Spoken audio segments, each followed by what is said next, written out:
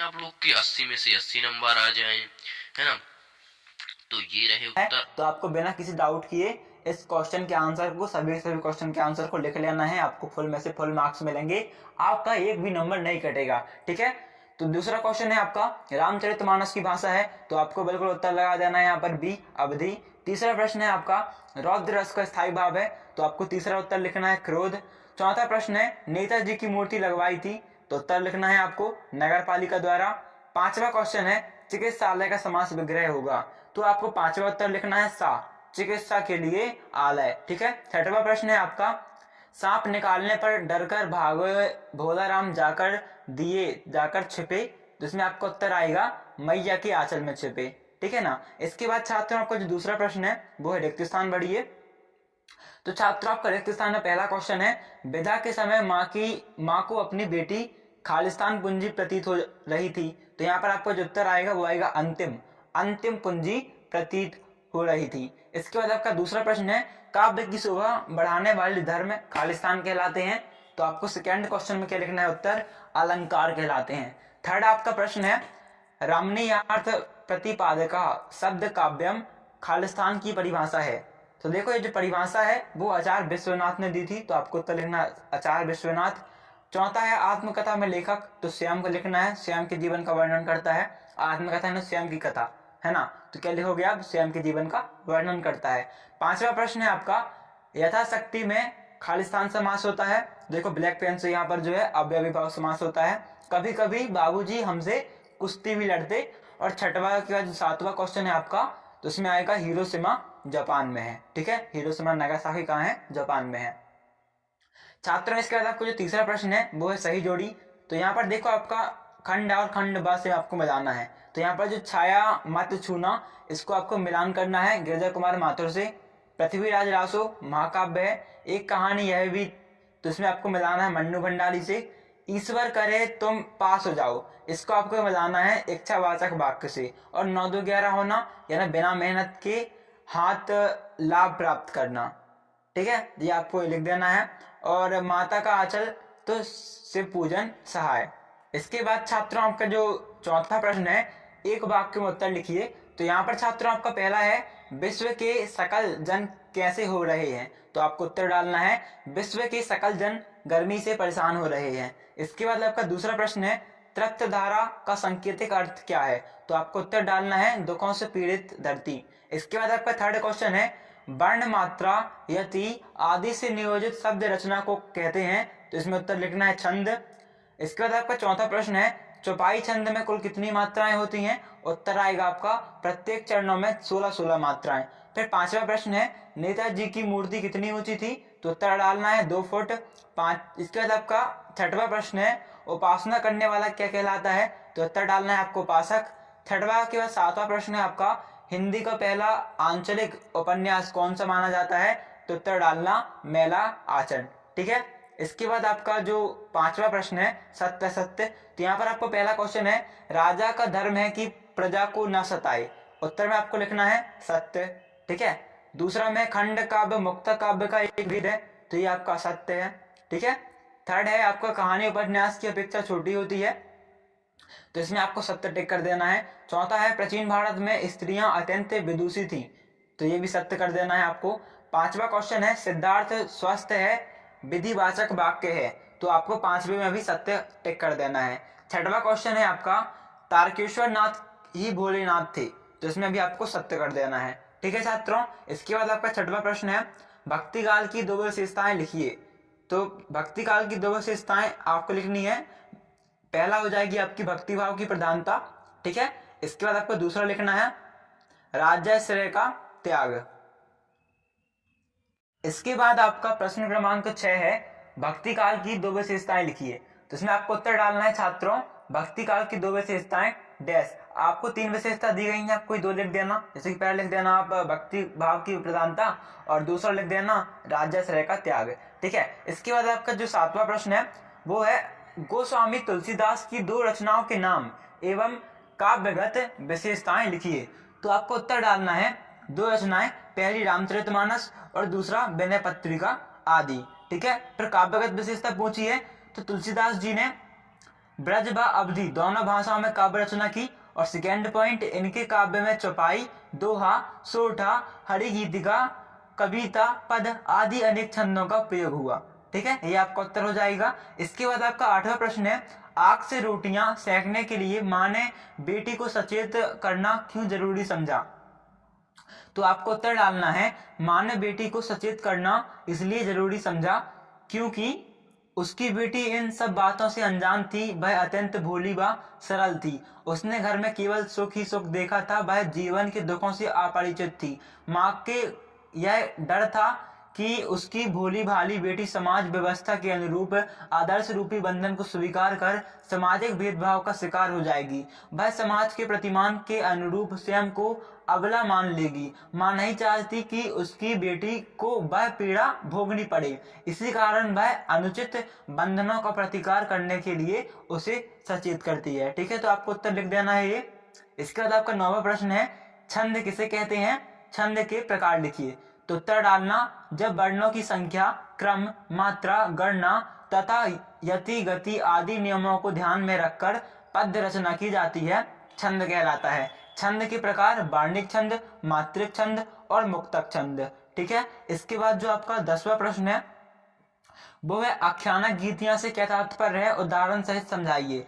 तो आख्यानिक गीतियां महाकाव्य और खंड काव्य से भिन्न पद्यबद्ध कहानी का नाम आख्यानक गीति है। इसमें वीरता, साहस, पराक्रम, बलिदान, प्रेम, करुणा आदि के प्रेरक घटना चित्रों से कथा, श्री कृष्ण जयंती से कृष्ण के जन्म की रात का वर्णन है। ठीक है, और उदाहरण डाल देना, रामचंद्र बी का गंगावतरण, राम का धनुर्धा। ठीक है, ये उदाहरण हो जाएगा। क्रमांक 11 है, कोई दो उपन्यास के नाम एवं उनके लेखकों के नाम लिखिए। तो आपको लिखना है, उपन्यासकार प्रेमचंद्र और शिव पूजन सहाय, और उपन्यास के नाम गोदान और गबन, प्रेमचंद के सामने, और शिव पूजन सहाय देहाती दुनिया। ठीक है, इसके बाद आपका प्रश्न 12 है, मन्नू भंडारी के साहित्य की प्रमुख विशेषताएं। तो उत्तर डालना है, मन्नू भंडारी के साहित्य की विशेषताएं। पहला, मन्नू भंडारी की कहानियां और उपन्यासों में स्त्री मन से जुड़ी अनुभूतियों के चित्रण की प्रधानता है। दूसरा, इनकी रचनाओं में भारतीय नारी के जीवन और उसकी विषमताओं को प्रभावशाली वर्णन हुआ है। इसके बाद आपको तीसरा पॉइंट डालना है, उन्होंने स्त्री के स्वतंत्र व्यक्तित्व का आकलन भी अपनी रचनाओं में प्रस्तुत किया है। ये आपका 12वें का उत्तर हो जाएगा। इसके बाद आपका 13वां प्रश्न है, वास्तविक अर्थों में संस्कृत व्यक्ति किसे कहा जाता है। तो आपको उत्तर डालना है, वास्तविक अर्थों में संस्कृत व्यक्ति उसे कहा जाता है जो अपनी बुद्धि अथवा विवेक के द्वारा किसी भी नए तथ्य का दर्शन करता है, अर्थात जिसने अपनी योग्यता के बल पर किसी नई चीज का आविष्कार किया हो, उसे वास्तविक अर्थों में संस्कृत व्यक्ति कहलाने के योग्य है। ये संस्कृत व्यक्ति कहलाता है। ठीक है, आपको डाल देना है।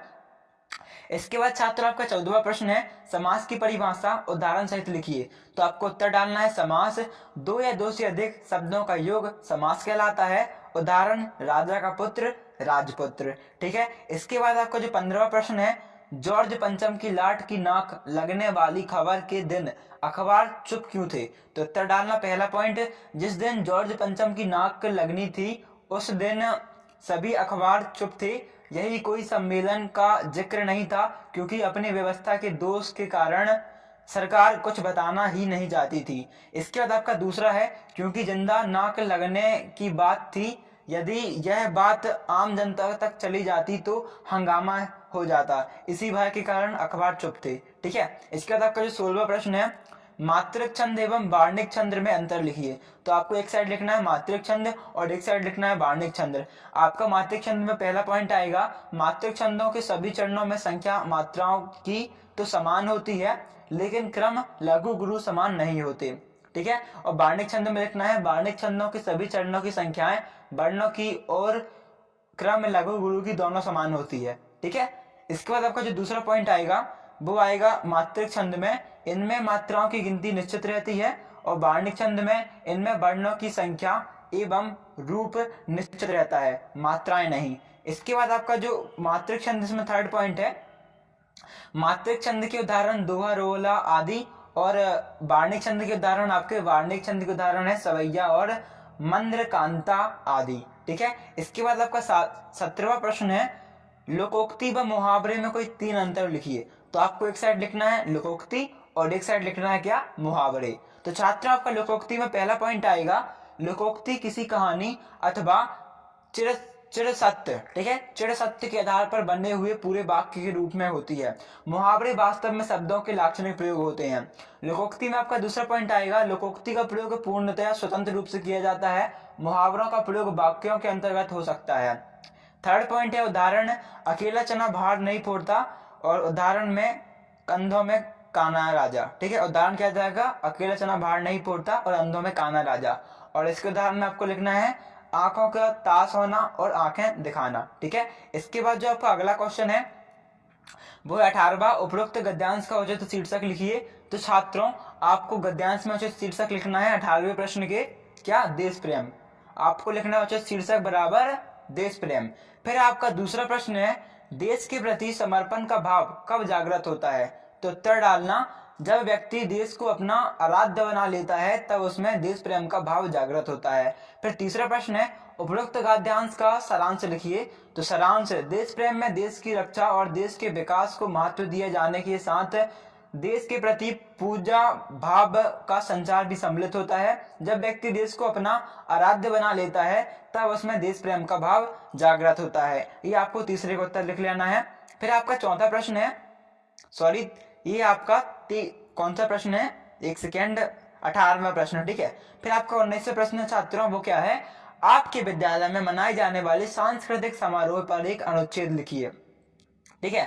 तो आपको 19वां उत्तर लिखना है, हमारे विद्यालय में प्रतिवर्ष 26 जनवरी को सांस्कृतिक समारोह मनाया जाता है, परंतु इस वर्ष महामारी की स्थिति के चलते इस सांस्कृतिक समारोह को मिलकर प्रसारित करना संभव नहीं है। हर वर्ष हम इसे हर्षोल्लास के साथ मनाते हैं।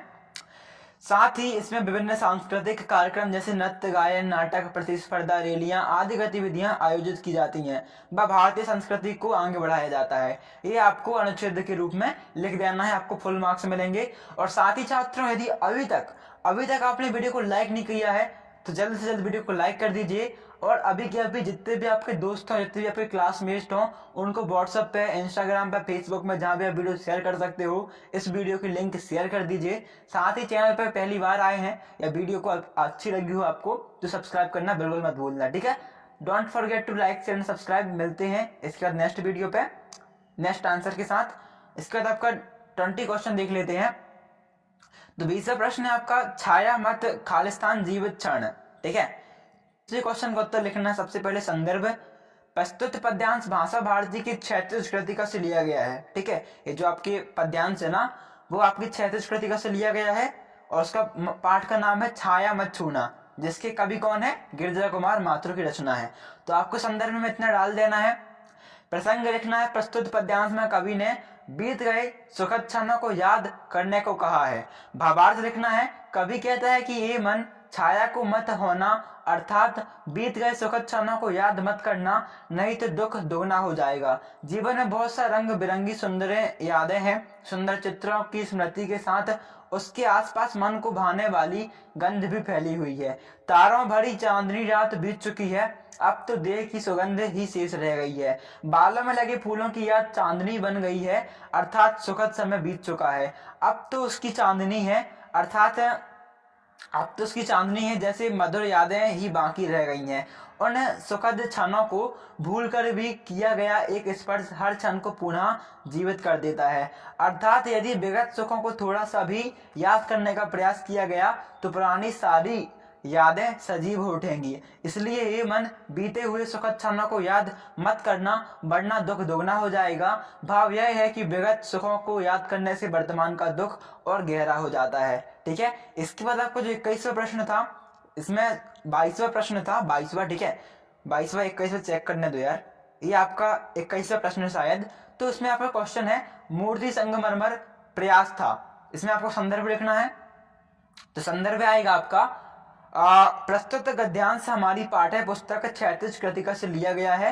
कहानी नेताजी का चश्मा के कहानीकार स्वयं प्रकाश सिंह हैं।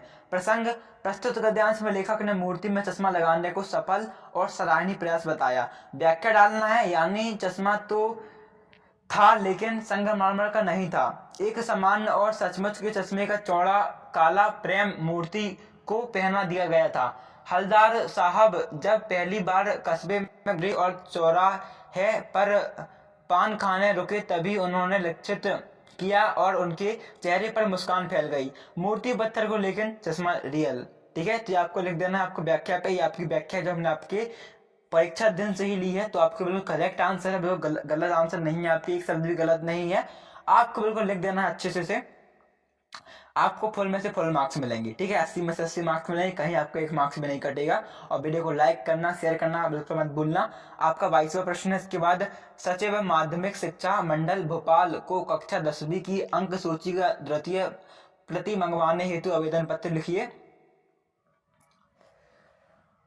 लिखना है प्रति श्रीमान सचिव महोदय, माध्यमिक शिक्षा मंडल भोपाल मध्य प्रदेश। विषय में डालना है अंक सूची का द्वितीय प्रति मंगवाने हेतु। ठीक है, महोदय सविनय नम्र निवेदन है कि मेरी कक्षा 10वीं बोर्ड की अंक सूची खो गई है। मैंने यह परीक्षा सन 2019 में दी थी। मुझे अंक सूची की द्वितीय प्रति भेजने का कष्ट करें। इसके लिए निर्धारित शुल्क 150 रुपए का बैंक ड्राफ्ट नंबर 33709 आपके नाम से भेज रही हूँ। मुझसे संबंधित जानकारी निम्नानुसार है। नाम जो भी आपका नाम हो डाल देना, पिता का नाम जो भी आपके पिता का नाम हो डाल देना, परीक्षा 10वीं 2009, परीक्षा केंद्र जो आप रहते हो, ठीक है, जहाँ भी आपका स्कूल है। फिर 5वां डाल देना अनुक्रमांक, तो कुछ भी डाल सकते हो आप, सेम टू सेम यही डाल दीजिएगा। उसके बाद है नियमित स्वाध्याय, तो आपको डालना है नियमित, पूरा पता डालना है। फिर आपको जो भी आपका पता है वो डाल दीजिएगा। पोस्ट दौलतगंज, जिला उज्जैन, पिन जो भी आपका हो। ठीक है, और संलग्न बैंक ड्राफ्ट आपको लिख देना है रुपये 150। इसके बाद छात्रों आपका जो अंतिम प्रश्न है उसमें निबंध लिखिए।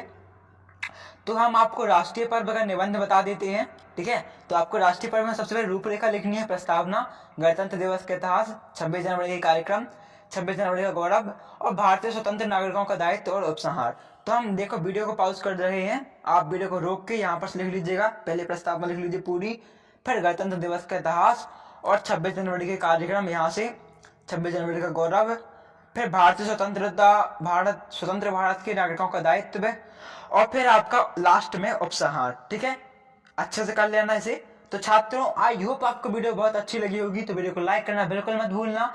अपने दोस्तों के साथ व्हाट्सएप, टेलीग्राम, जहां भी आप शेयर कर सकते हो शेयर कर दीजिएगा।